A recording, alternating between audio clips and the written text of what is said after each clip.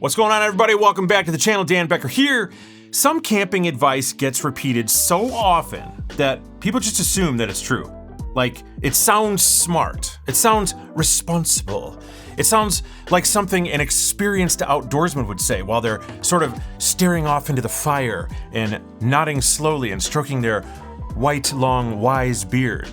But a lot of this advice is either completely oversimplified or it's completely misunderstood. And so when you actually understand the reason behind some of the advice that people are giving, not just the rule, you realize that some of this sort of smart advice can actually make your trips way harder, way more expensive, or probably just completely unenjoyable altogether. So today I want to break down camping advice that sounds smart, but it is absolutely not.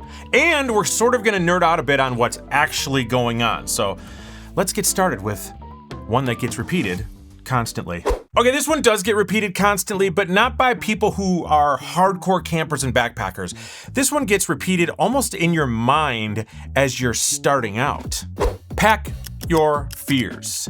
So on the surface, this one sounds really smart, like you're getting absolutely prepared for anything that could possibly come up.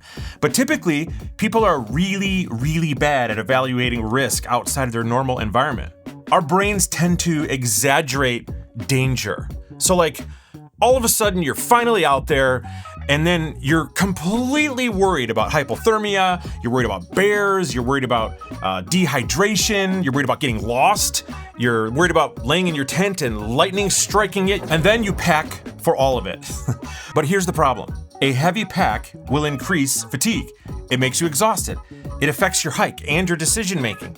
And once your pack weight gets above about a quarter of your body weight, your risk for injury increases enormously. So packing every fear doesn't make you safer, it makes you clumsy, makes you prone to mistakes. Also, most backcountry accidents aren't caused by a lack of gear.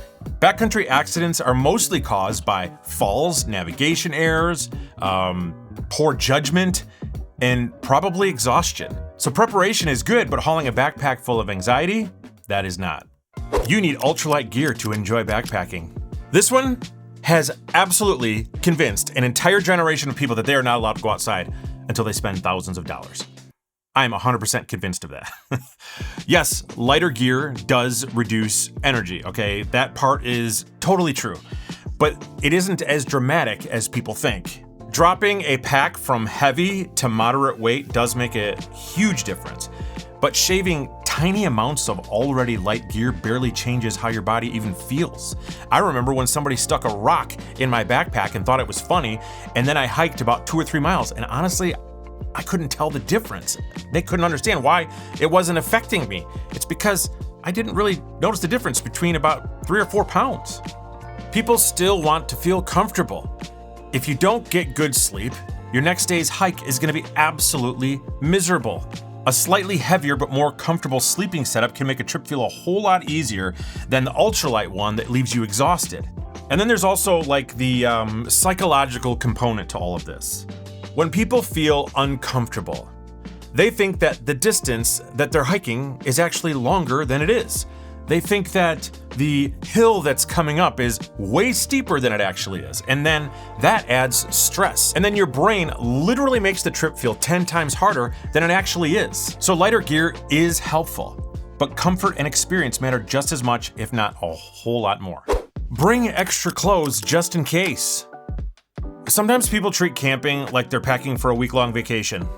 And now you got a backup shirt, you got backup pants, you got backup socks, you got emergency socks, you got your emotional support blankie, and then maybe you brought like a rain jacket for weather that isn't even in the forecast because you're hiking in the desert. And here's the crazy part. An extra set of 3-season clothing can actually weigh 3 to 4 pounds or more, which doesn't sound like a lot until you realize it's strapping a small bowling ball to your back for no reason just because you're worried about repeating outfits out there or something.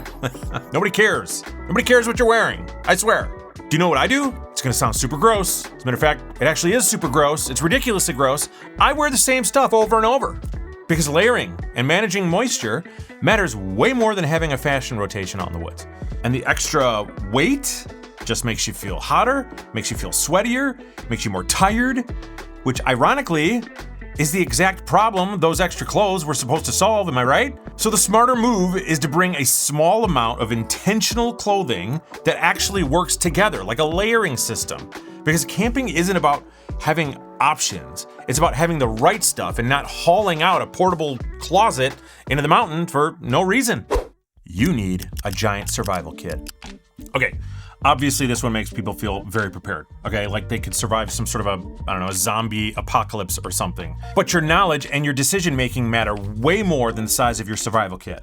Maybe you don't know this, but most emergencies happen because of bad planning, or because of weather, or because you had a bad navigation mistake, or you're pushing way too far past your limits. Not because someone didn't have a triangular bandage.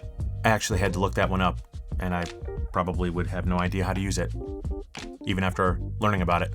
Carrying too much gear like that actually leads to overconfidence, which, in my opinion, is the #1 mistake that outdoorsmen make. True preparedness is understanding weather patterns, terrain, navigation, and your own physical limits. So think of it like this: a calm, very informed decision will save you faster than a 10-pound survival kit you don't even know how to use.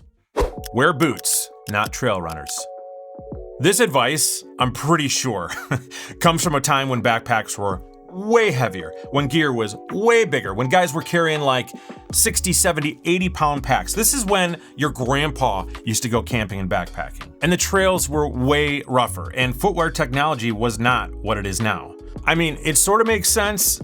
People think that stiff boots protect your ankles and support like a big heavy load, but high stiff boots can actually make you less mobile, which might actually cause you to step awkwardly on a rock or a boulder, and the next thing you know, you're face planting.